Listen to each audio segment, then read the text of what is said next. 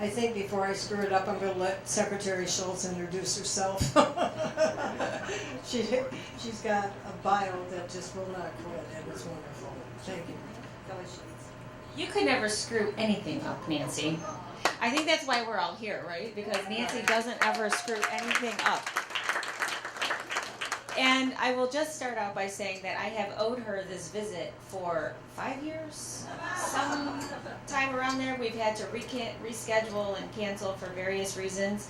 And I think the last time I was at the breakfast was when I was a legislative assistant for then Senator David Brinkley. So that was before any part of the bio actually ever even started. But it's really good to be back. It's just around the corner, technically, for me, being a Frederick County resident. But this is an important group, and I hear about it all the time. And I was with now Secretary Brinkley last night, and he says to say hello to everyone, and he wishes that he were here. And, of course, he adores Nancy just as much as we all do as well. So, good morning. Good morning. So, about the Department of Labor and how I actually got here, I was representing Frederick County as a member of the House of Delegates, and so I was elected in 2010, served 4 years representing my district, which I loved. And then it was time for re-election, and I said, we're going to do it again. And my district was expanded, and many of you know, into parts of Carroll County as well. So I was then, running to represent part of Mount Airy and the western part of the county. And I said, okay, well, we're going to do this again. And we were successful again in 2014, and we won that re-election. And I said, this is great because I have my private business. I was a part owner, a managing director, a managing partner in a cybersecurity company. It was my full-time job. My part-time job was I was a member of the House of Delegates, and everything was great. And I had wonderful constituency. I loved where I lived, and everything was great. And then the governor won, and which was exciting, but somewhat unexpected for us in Maryland for obvious reasons.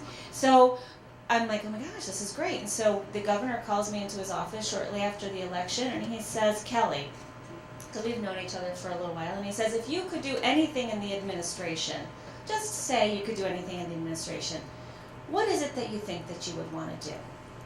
And I looked at him and I said, well, Governor, I love my 2 jobs. I love being a member of the House of Delegates. I love being the owner and being in the private sector and doing what I need to do. And our business is really starting to pick up and things are going great. I said, but if there was anything that I could do, thinking this was quite out of the realm, I said, the only thing I would want to do would be to be the Secretary of the Department of Labor, Licensing, and Regulation. And he looked at me and he said, why in the world would you want to do that? Is that the best that you can do? What's going on with you? And I said, well, sir, here's the thing. As a member of the House of Delegates, sitting on the House Economic Matters Committee for 4 years, all of the issues that we dealt with were directly related to something having to do with that department. And it was not a secret that many of the things that the department was doing, I was not happy with. And I worked with the department a lot. I knew that there was a lot of changes. I knew there were a lot of good things that the department was doing, but I also knew that there was some troublesome spots. There was this customer service issue. There was this regulatory prowess almost in what was happening with the enforcement in different areas.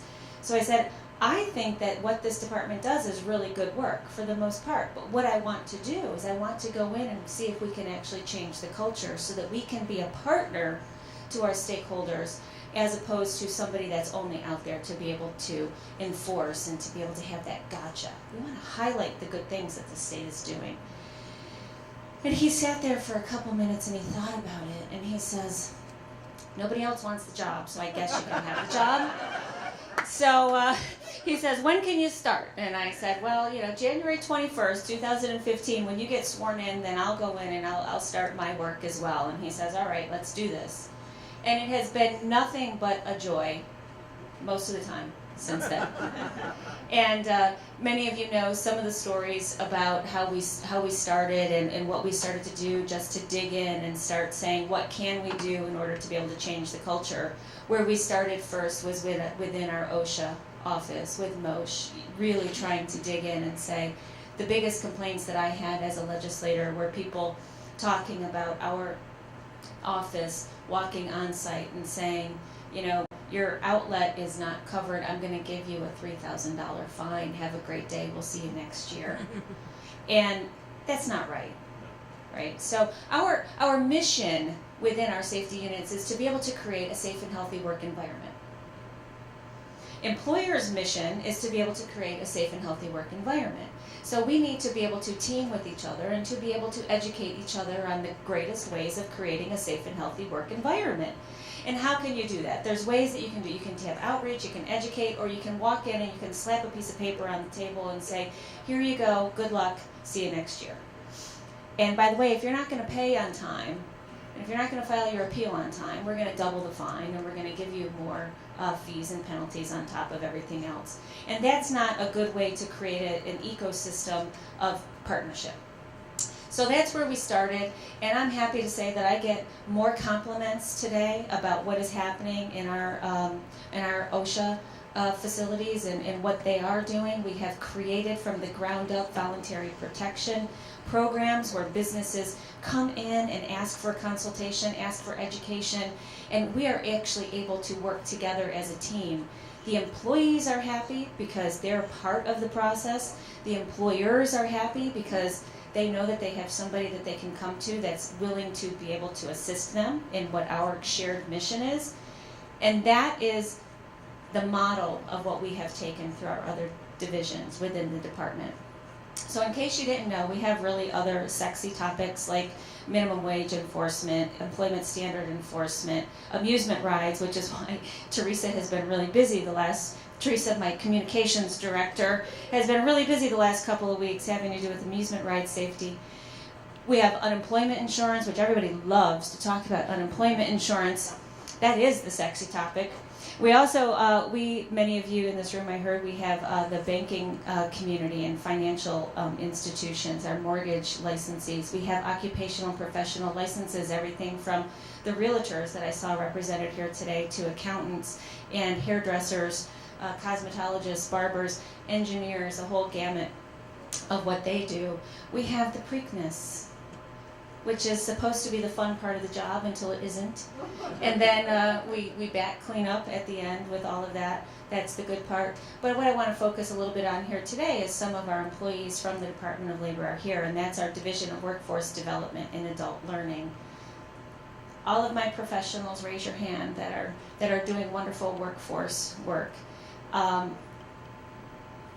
can't say enough about this not having been the priority of why I wanted to come to the Department of Labor, and now it's the reason why I wake up in the morning and come out here and talk to all of you and travel the state and the country, quite honestly, talking about the great things that we're doing in the state of Maryland and being the front runner in some of these programs to be able to create a healthy work environment in an ecosystem of partnerships and stakeholders from all of the stakeholders that are in this room, from the community colleges and all of higher education to the industries and workforce to the professionals that are out there providing workforce.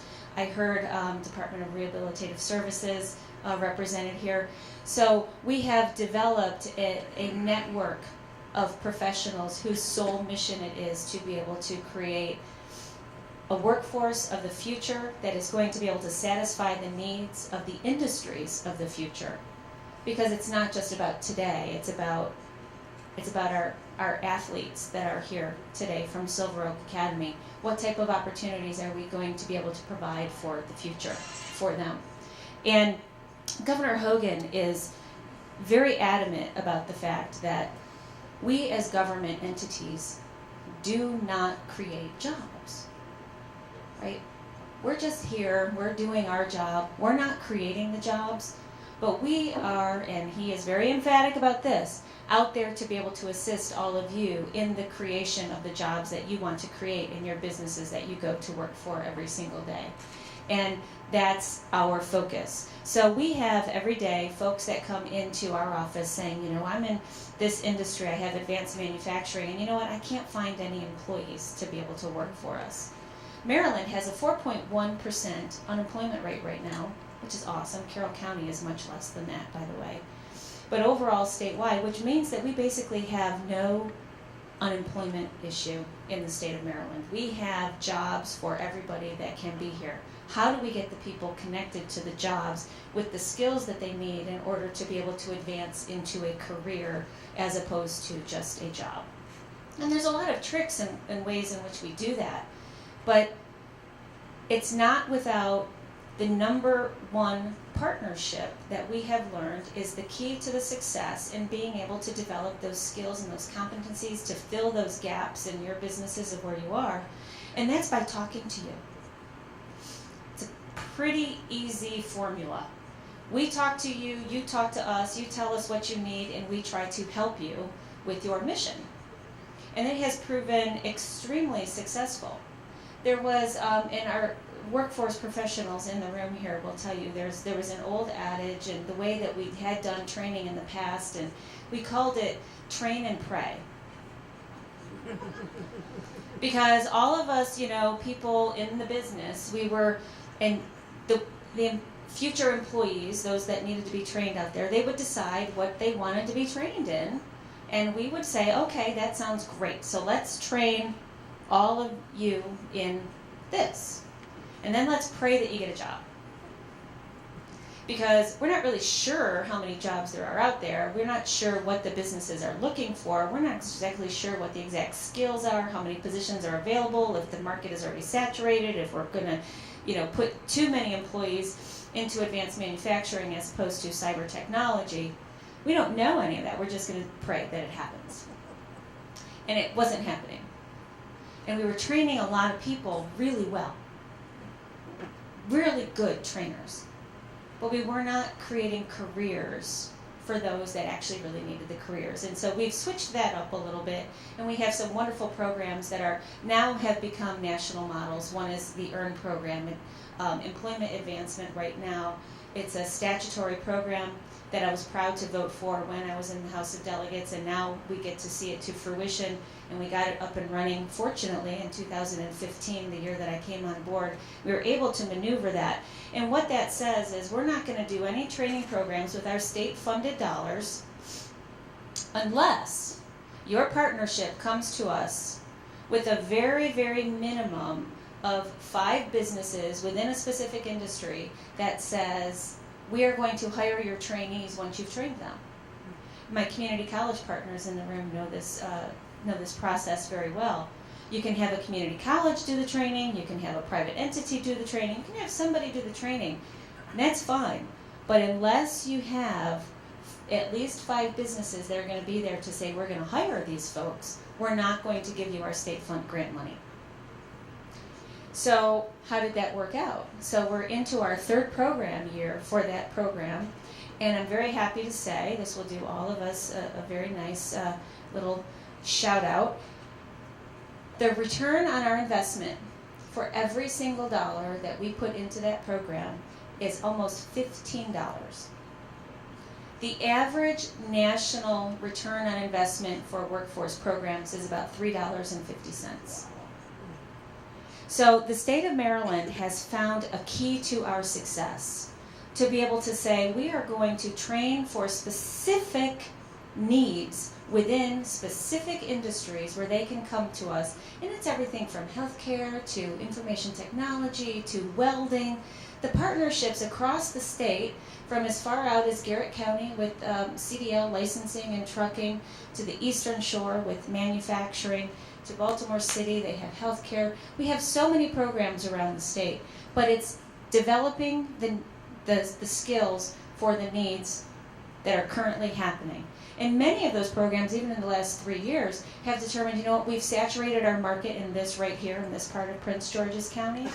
So you know what we're going to do? We're going to switch the focus of who we're training and what we're training for, and we're going to get more business partners because we don't want to oversaturate that market, because we have about an 83% hire rate from all of these programs across the state, and about a 92% retention rate. And how many of you employees in this room know how important the retention rate is as opposed to just the hire rate, right? It's very expensive to bring in new employees. So it's a very successful program. We have traveled all over the country talking about it. Other states want to know about it, and it's exciting. The governor, in his wisdom, has doubled the funding for these programs for this fiscal year for FY18, which we started in July. We started out with about $4 million, and he has now invested an additional $4 million into this program because it works. Because we're training our youth, we're training our adults that have been unemployed and retraining them in a way that is going to be beneficial to our economy. We're getting them off of social services, we're getting them off of unemployment insurance, we're filling the ecosystem with substantive and intentional employees that are out there learning. So that's the exciting news about that. And I'm just going to take 2 minutes because I want to open this up for questions as well. But I never leave an audience without talking about my very, very favorite topic. This is something that is so exciting for me. Another thing that the state of Maryland is doing that's far and above what the nation is doing and what we have done in the past, and that is the increase in branding and rebranding and promotion of apprenticeships in the state of Maryland. And I guarantee you that as I say the word apprenticeship, your minds are going to the construction trades and the plumbing and the heating and the air conditioning, the HVACs, and all of that is great because those organizations have done those apprenticeship opportunities in the state of, in the United States really, really well for 200 years. Really well.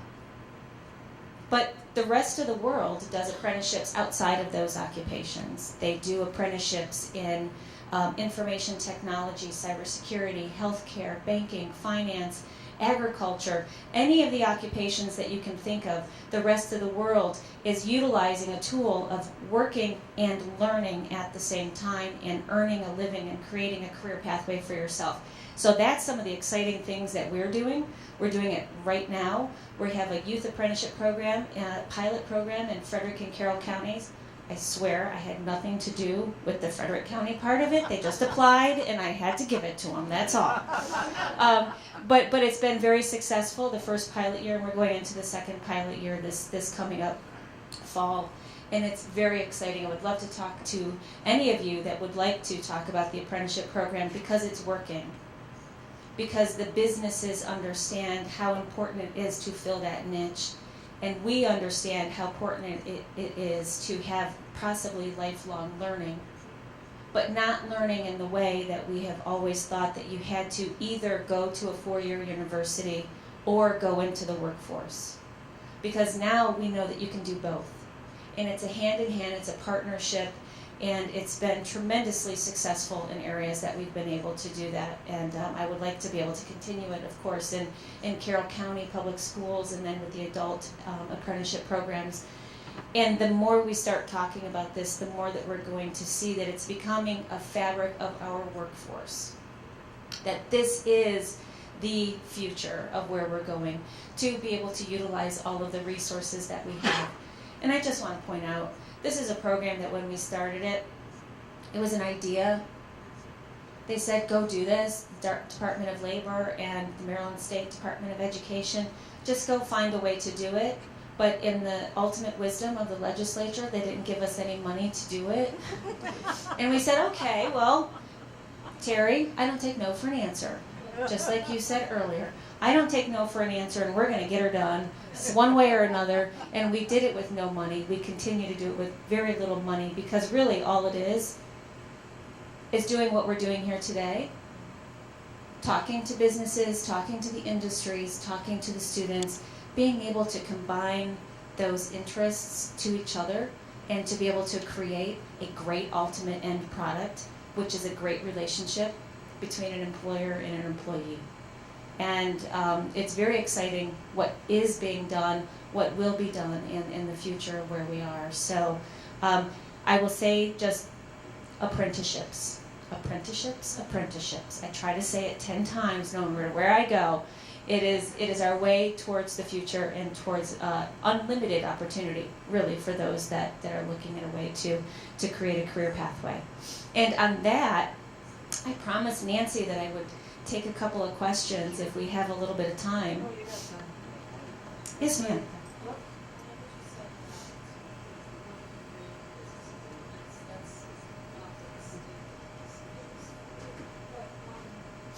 We're getting famous for it. Repeat the question, please. Repeat Yes, the with question. an asterisk. Repeat the question. Oh, is licensing under the Department of Labor? Because I have a question if it Which license? is. Social work? No. I will tell you, so we are the Department of Labor Licensing and Regulation, which is very misleading because everybody thinks that we have every single license in the state, which we don't. We have 26 boards and professional licenses. Department of Social Work would be under Department of Health, right? Which is now just MDH. Did everybody know? They changed their name. They're not the Department of Health and Mental Hygiene anymore. They are now just the Department of Health, MDH. Yeah. But if you need a contact over there, see Teresa and I, and we can. Oh. You can make it anyone. Thank you. That's fine. I can power. Thank you for your time. I heard you on one of the radio shows, so I was really excited to hear you. What are you doing, or if at all, with returning citizens? Do you work with? Correctional education. So in our Division of Workforce Development and Adult Learning, thank you for asking that. I didn't even set you up with that, did I? I don't think so. So we also do all of our GED training, all of our adult education within our division. So all of the regions and the areas that do GED training and adult education comes through our office. And with that, we do correctional education. So within all of our state-run correctional facilities, we offer our GED program, adult education, through our department. Our teachers are inside the facilities. We have a principal, we have a librarian, all of that inside. And we also run our workforce development programs, many of them at several of the institutions. And I will say that the reason that I wake up in the morning, I had said, is because of the rewards that you get from workforce development and seeing the change that you make in people's lives. I have visited each and every one of our correctional facilities and those education programs, and I have watched the inmates receive their high school diploma, sometimes at the age of 40 or older, knowing that many of them went into the facility with maybe a second grade reading level, and seeing the pride that they have in just receiving a diploma handed to them by me, and the look that they have on their face, like, wow, why didn't I do this earlier?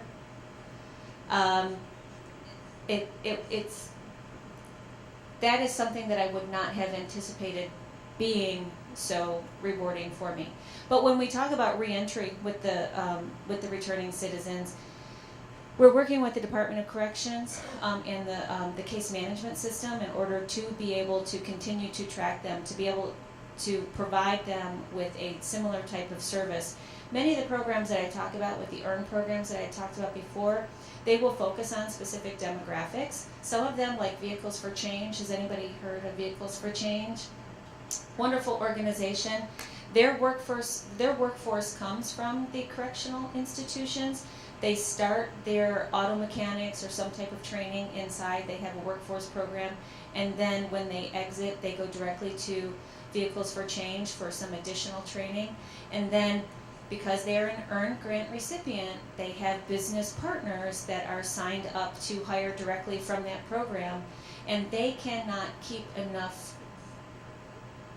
reentry, second chance participants in the program to satisfy the needs of that industry. And they're now expanding on what they're going to be able to offer. So that's an example of one of the programs that we utilize. In the construction industry, we have Jumpstart is another. ABC, the Associated Builders and Contractors, are really very big in helping with that organization to be able to bring former inmates into developing an apprenticeship program with local electricians, plumbers, somebody in the construction trade, and they start their apprenticeship as soon as they leave the correctional facility. But thank you. Yes? My question is hairdressers have to be licensed in the state of Maryland. There's a lot of other professionals that have to be licensed in the state of Maryland, but yet and automobile mechanics aren't.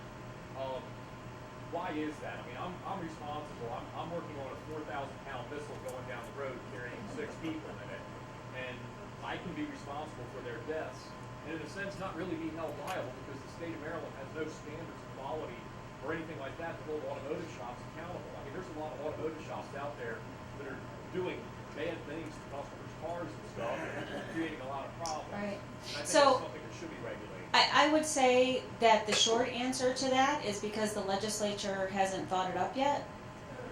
Well, it is. Well, that's one part of it is that there's a fee, there's a license, and then there would be somebody that oversees and regulates the industry and determines all of that. But when you look at nationally overall, the concern about over licensure at this point in time is that you start licensing things that maybe we don't really think that we need to have licensed. And we don't have the reciprocity, and some would consider it to be a barrier to employment, that you would have to have the state look and get you a license and where that goes. However, within that conversation is we have a cosmetologist that gets their license through the state that has to perform, say, 24 hours of continuing education every year in order to keep their license current, and our office tracks all of that, and you have to go through this whole rigmarole, bureaucratic stuff, in order to be able to satisfy these requirements. And then you have the auto mechanics, and then you have who are not licensed, but you have some of the other licensures that may have 8 hours of continuing education where they're performing a hazardous type of job performance. So there's an imbalance. I'm very proud to say, though, that our commissioner of occupational professional licensing, she's also from Frederick. I did have something to do with that because I really think she's awesome. Her name is Vicki Wilkins, and she is working with the National Governors Association and the U.S. Department of Labor to bring in grant money for a consultant to go through what our licensure processes are in the state, whether it be with the Department of Health, which has all of those medical licenses. And we get more complaints about the Board of Nursing, and we don't even have the Board of Nursing in our department. And I'm like, whoa, hold on, don't mess up my customer survey results. The Board of Nursing is over there. It's down, like near the Inner Harbor, not up here on Calvert Street. Let's get this straight. We're doing a really good job here. But overall, I think there's a national conversation about what licensing looks like in the future for all professions.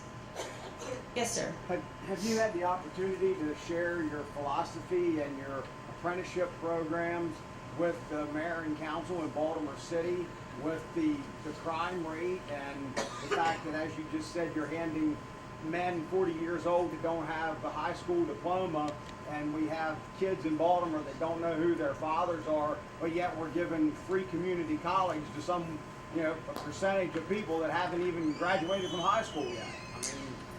Yeah, so I'll take the first part Okay.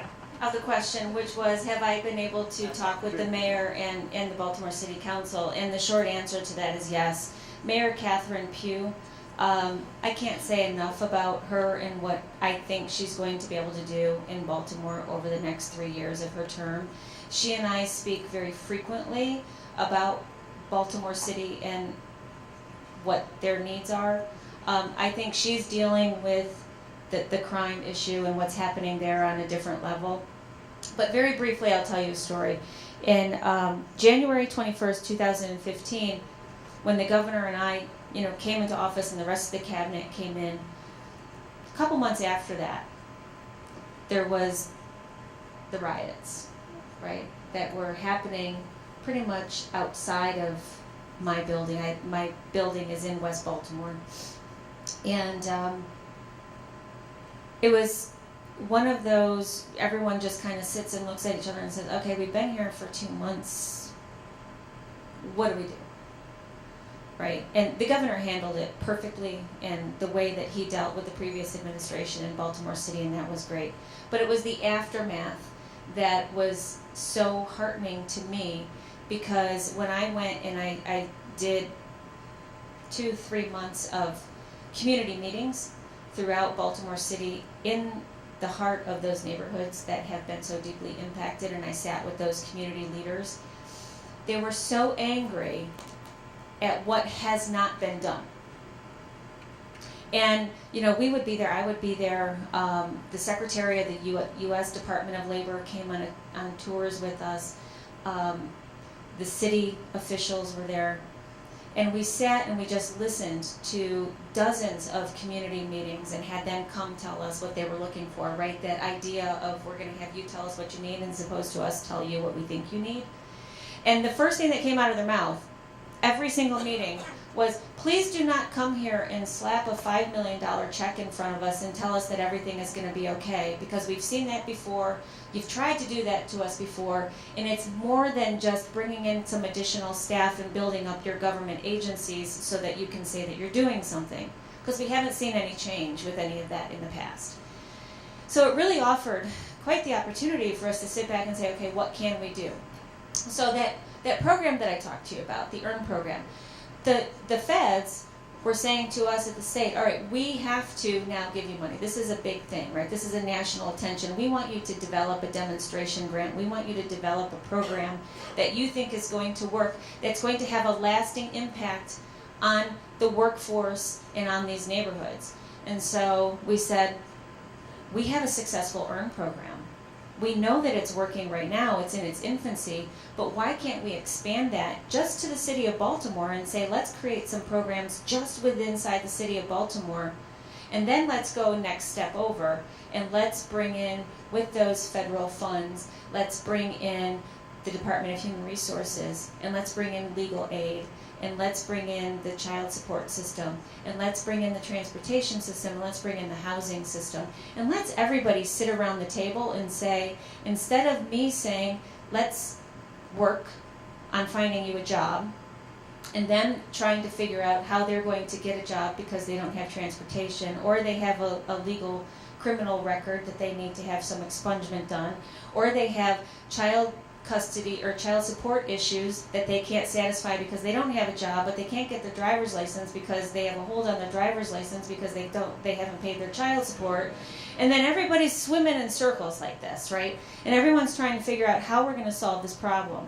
Well, what we created was a program called One Baltimore for Jobs, 1B4J, and it's a hugely successful program. There's 12 individual training programs like I had described. There are over 200 businesses and industries within those programs that are hiring directly from those programs in the city of Baltimore. That's a very long way of saying that there are models in place and there are organizations in place that are hugely devoted to being able to help to develop the right kinds of programs. Expansion of that, and to be able to make sure that the community itself knows that those programs are there and that they're important enough to be able to take some pride and some ownership in. This has been a 2-year project, and I would imagine that the sustainability will be as good as we can get the word out to make sure that we sustain that. I don't know if that answered your question, but thank you. Yes. We're talking about like returners from the correctional facility. Of course, my passion is working with these young men to get them those opportunities for apprenticeships before they get to that stage. To give them an opportunity, we know what they can go back to, but giving them more opportunities to go into something positive where they're coming out, whether it's a grant or apprenticeships within, whether like us, which is we're funded by Maryland, but we're a private organization, even the ones within Maryland where these youth can come out and go right into an apprenticeship. Absolutely, and didn't set him up to ask me this question either. But the youth are a big part of it, right? You have the adult apprenticeship programs where you make a conscious effort as adults. Either you're going to go into, you've been in college for a little while, you want to do something different, or you want to switch careers, you want to do that. But I would be happy to talk to you about the youth apprenticeship program that we have built that foundation for in Frederick and Washington counties, because again, it's all about building up those industry relationships with those businesses that want to be able to be a partner with the organization in what you're doing. And so, for example, in Frederick County, we had Frederick Memorial Hospital that created 30 occupations within the healthcare industry in order to take on students from local high schools. everything from dietary nutrition to biomedical equipment maintenance, to medical coding, to insurance intake when somebody is coming in. So they have so many things within the healthcare industry that is going to be able to supply this. Bringing kids from the high school who's getting their academic learning from their public high school and then going to work, whether it be every day or on the weekends or for the summer, substantially getting those skills within a 450-hour apprenticeship type program, and then transferring when they get out of high school into something in the graduation for that. So can Silver Oaks Academy be a part of that type of a model? Of course. I'm a true believer that every high school, every institution in the state can be a part of that model, and not only can, I would say probably should.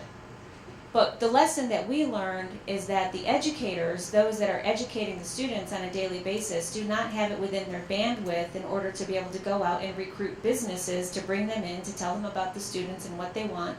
Because what I've been told is that they're really busy. They're busy educating, right? You're busy educating. You're with the students all day. So the need for somebody like the Department of Labor to be able to provide that hands-on introductory service, or the Department of Commerce, to be able to say, hey, let's bring these businesses in and let's be able to say, hello, business, meet your future employer. That's all that it is.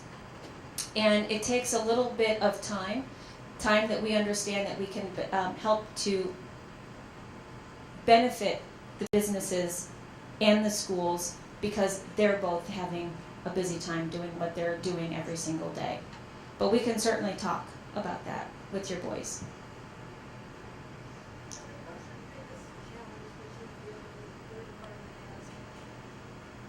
My biggest challenge, I would say, stigma. We have come so far with our cultural identity, but there's still a long way to go. In the fact that we talk about customer service a lot, and that many of you know it's been one of the governor's main priorities across all state agencies. And when I say priority, I mean he's adamant that we will have a great customer service record, and we've instilled so many different types of programs within the agencies in order to be able to do that. But I'm a firm believer that customer service starts from within, that there is absolutely no way that I can expect our 1,600 plus employees at the department to go out there and smile every day and do a really good job unless I'm smiling at them every day and doing a really good job for those that are counting on me to lead the way. And so I think for the next, I think I have like 452 days. I think that's where we are. The governor gave us a countdown clock for Christmas last year, and he told us to put it on our desk, all of the cabinet members, and put it on your desk. And by the way, this is how many days you have left to get your job done, so hurry up. And so it stares at me every day, and it's counting down the hours, the days, the minutes, the seconds, everything. So I think we're at 452 today.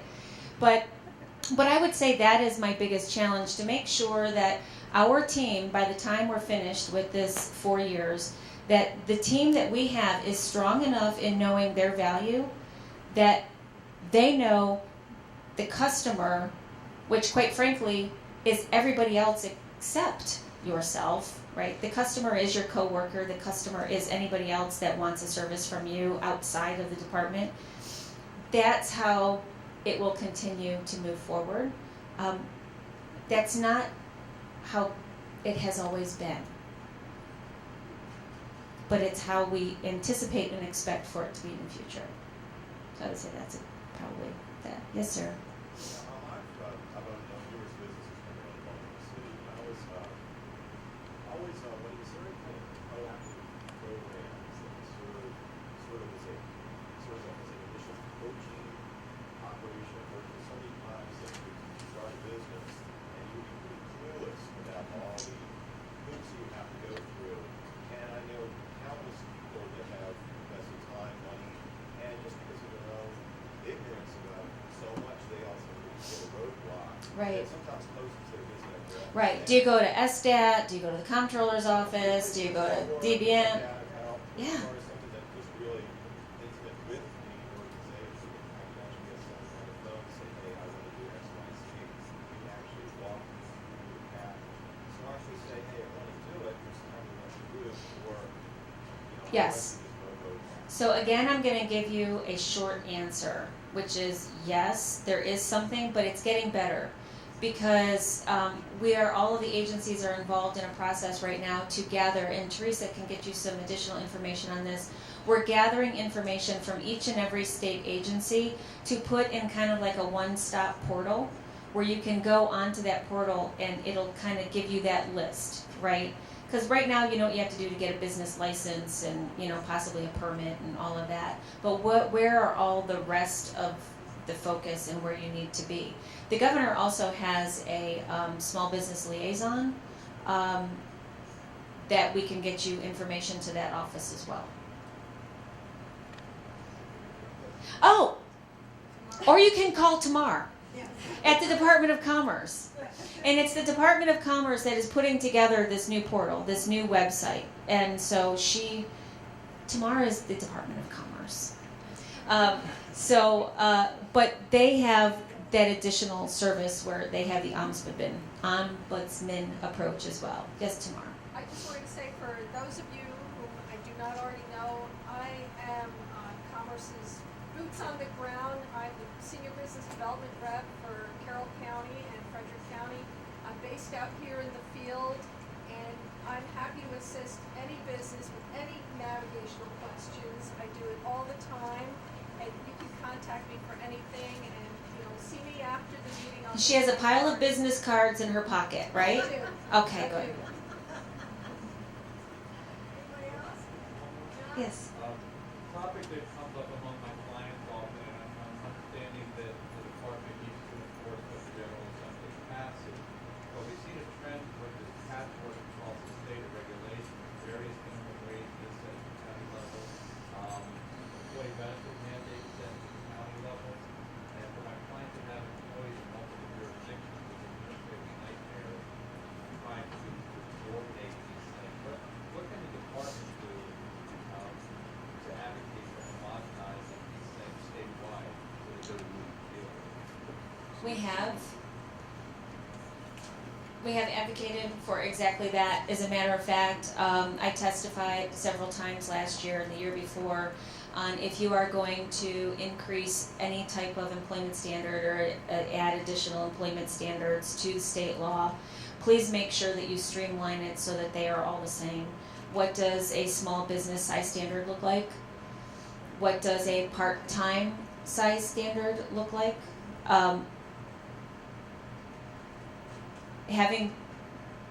Being a recovering legislator, the only thing that I can say is that they didn't listen. I hope that they would, because quite frankly, for when we talk about economic development and economic growth, and we're very concerned about individual counties and economic growth and how we have to compete against other counties many times in order to be able to bring in those different types of jobs and industries and growth. We're also competing with other states, our surrounding states, for that. And I was, you're reminded when you come up to areas like Taneytown, when you're so close to Pennsylvania, very, very reminded when I spent 2 days in Allegheny County this week on Monday and Tuesday, and you are a stone's throw literally from West Virginia and Pennsylvania. And the businesses there have businesses in all 3 states. And so being able to understand what an employer's role is in satisfying all of the state mandates, county mandates, and how they relate to Maryland, which is different in all of the other states, it becomes very difficult. And I understand this, the governor understands it. This is something that we've been dealing with the legislature on. It's been very public with the paid sick leave initiatives. And we're touring the state right now just to talk about what some of those difficulties may be in the implementation of that. Because of those very reasons, it's not that the employer does not want to satisfy the requirements. Sometimes, quite frankly, just like with the OSHA regulations, sometimes you don't know what's there.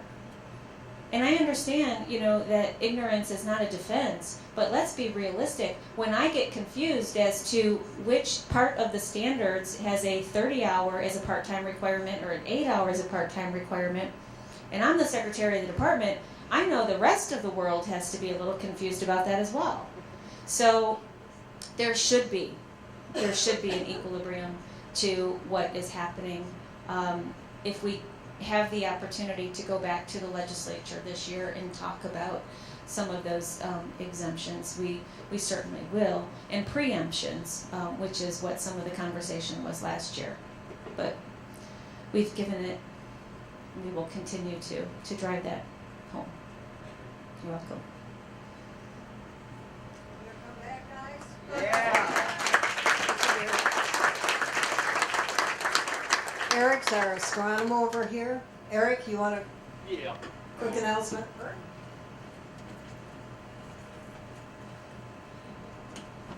Okay. Okay. All right, I'm coming to you now as the Taneytown Observatory Director, which hopefully at some point in time we'll be able to get this thing going. But we have an eclipse coming up on the 21st of this month. I would like all of you to get out there and watch it, but watch it safely. Go to eclipse2017.org or Westminster Astronomical Society's website. We'll have all sorts of tips for how to safely view it. Whatever you do, do not look at the sun directly. It'll ruin your eyes. Also, looking at the moon through binoculars, not a good idea. Wear sunglasses. The moon is 22% reflected sunlight at full moon. But anything that you need, Westminster Astronomical Society, Pepper.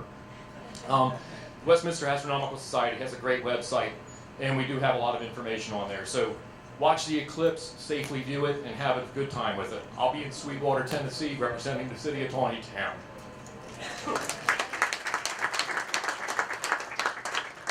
Any quick announcements? Quickly, Donna, do you have something? I know. Quickly, for any of you golfers, Relay for Life is going to be having a golf tournament on September 22nd at Quail Valley. I have flyers here for that, and there's going to be a large poster up here at Thunderhead and hopefully all over town.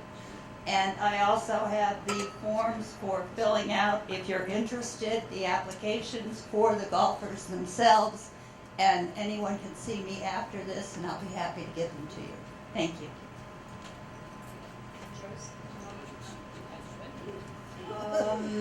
October 17th, 25% off shopping pass at Boscov's. Awesome. Friends helping friends. Okay, Doug? Thank you, Nancy. I just want to say a couple words about the financial peace class. I'm having a free preview next Wednesday at Grace United Church of Christ. There's so many families, so many households out there that are struggling financially. Dave Ramsey's program is a fantastic program to help people both get out of debt and plan their futures, plan retirement. So, and my thought on this is, with the free preview, if you have a family member, a friend or neighbor that maybe has even talked about doing the Dave Ramsey program, come to the preview with them, help them get through the door, and they can come ask questions. I'm going to have a couple short videos that I'll show just to give them an idea of what the class is about. Thank you.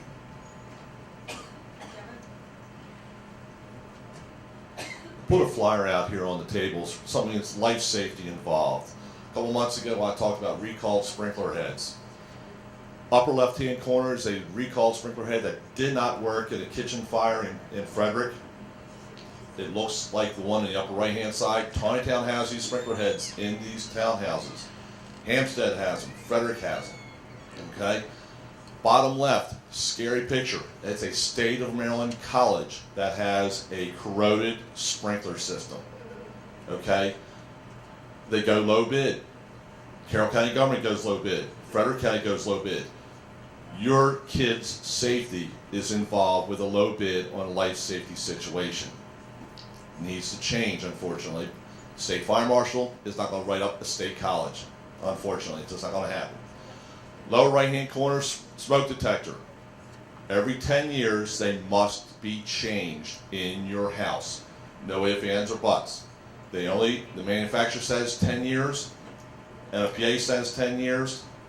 If you don't have an AC power backup on the smoke detector, it has to be, Maryland has a new smoke detector law about 7 years ago, has to be a sealed lithium battery in the smoke detector. If you have any questions, my information's on there. If you have a house with sprinklers and you want to look at them, let me know. I'm working with Carol Vista right now with their sprinkler systems over there as well. Thanks. Anybody else? You don't need a microphone. You're right. And Cody's not here to correct me. Next Saturday, down in my church, Boss Church, the Church by the Pond on Old Taneytown Road, car, truck, tractor show, and Pete Sundays. Everybody comes for the Pete Sundays. They look at the cars as well. And on September 9th, Saturday, at Pleasant Valley Fire Hall, all you can eat wings. Jim, did you have an announcement? The maintenance guy. Maintenance is working well, Carol. December 2nd, Starry Night, great opportunities to sponsor and raise money for student scholarships, as well as network and get your message out to the community. Performance will be the Doo-Wop Project. They're a very good, and it's not just all doo-wop music. They're quite a great group, very active, so you'll really love that. Marlene? We work as a team. Oh, you work as a team. I can just speak for everyone. One of the best examples of what I'm talking about, programs and careers, is Carroll Community College and Science Research. We taught their industry leaders what they want out of the university level students. So we opened up a new section. We have over 40 students starting. Almost 20. So there's still time.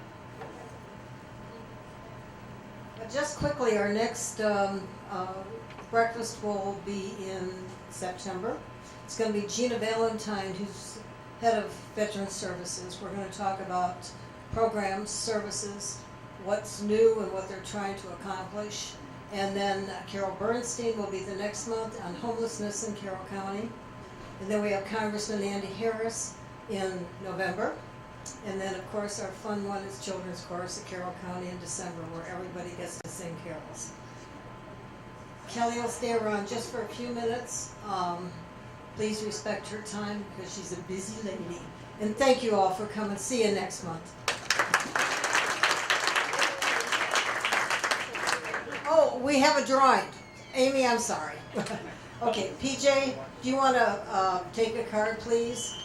This is Amy. What's this a drawing for? This is a little elephant in the room here and talking about community stability. We talked about the financial piece, but the other part of this is family stability, relationship stability, and employers know that.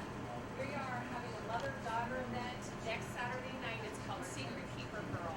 We have tickets for two, either for you and your daughter, or you may give it away to one of your employees or somebody. Mother-daughter twinning. For girls 7 to 12 years old, a critical time in life to develop relationships with these kids. So the winner is Tamar Osterman.